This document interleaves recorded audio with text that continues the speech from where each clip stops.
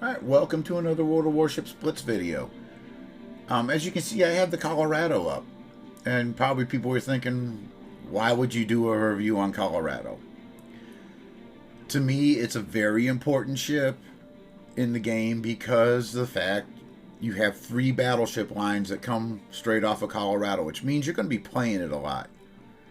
Now, if you're a more experienced player, you've got a lot of free XP to burn, you've already done one of the grinds, there's no sense playing Colorado again if you can avoid it.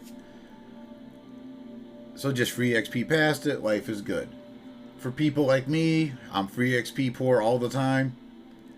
Newer players, I want to put a video out to help you understand the ship, how I play it, how to maximize your damage, your survivability, and your team play points, so you are putting yourself consistently at the top of the game results. The higher up on that you are, the more XP you're getting, the less times you have to play the ship. But as I was thinking about getting into this video, I kind of wanted to get into the commanders and how to pay attention to the fact that, you know, the ships obviously have different skills. So when you're back here in, well, New Mexico especially, this is where you're starting to get some, you get some experience. You're starting to build your commanders out. As you're doing this, pay attention to your destination. Know if you're going Vermont, Montana, Louisiana. Pay attention to where you're going. Pay attention to the skills that those ships have. Because obviously a rapid reload build commander does you no good on Vermont. So make sure you think about it. Vermont, precise aim, air defense. Montana, we know, has a rapid reload. Louisiana, rapid reload and air defense. Like I said, spec your commanders out early on to take advantage of these ship skills to maximize the ships as much as possible. I can't speak to Louisiana.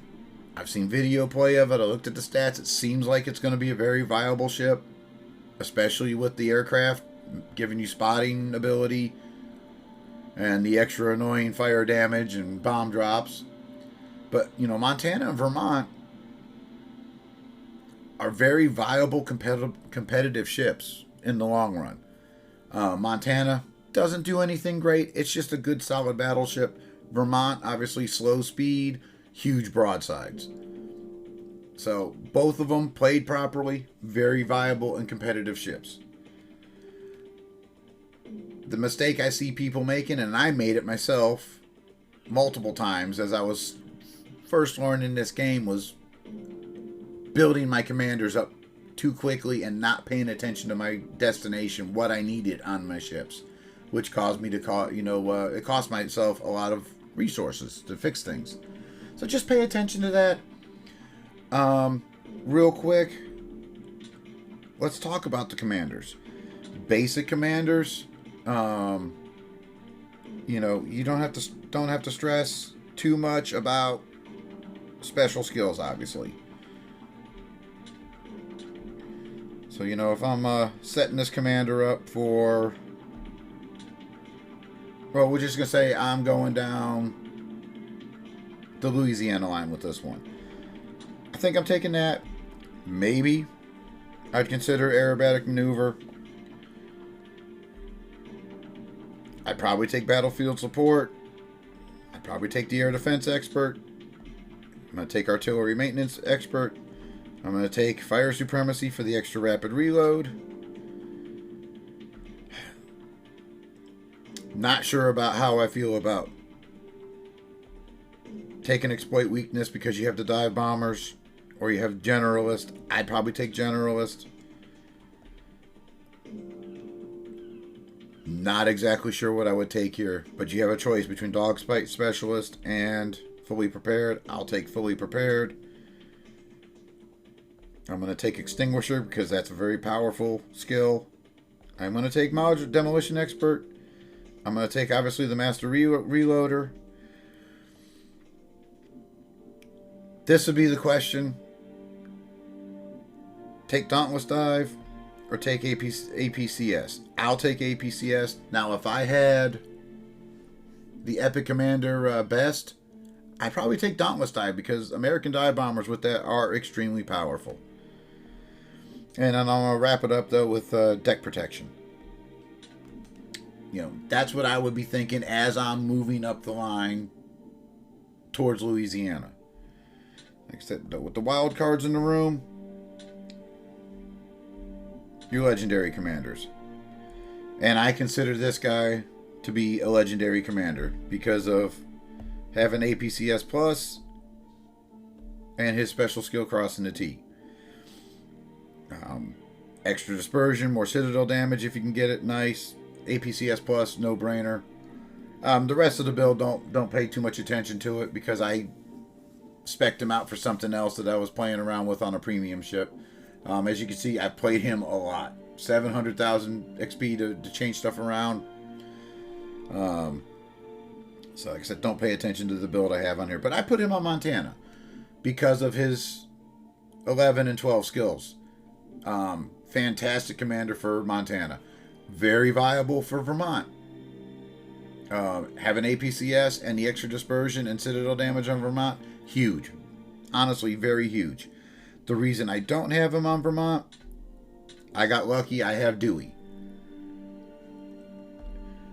First thing, Vermont, slow as all get out. Surprisingly, it turns on a dime if you know how to play with the rudder controls and your speeds. You can do some crazy turns with this ship. So, Torpedo Alert Plus, to me, is the way to go here. Get a little extra detection range, see them, play with your speed and your turn, or your turning, dodge those torpedoes. You could go battlefield support.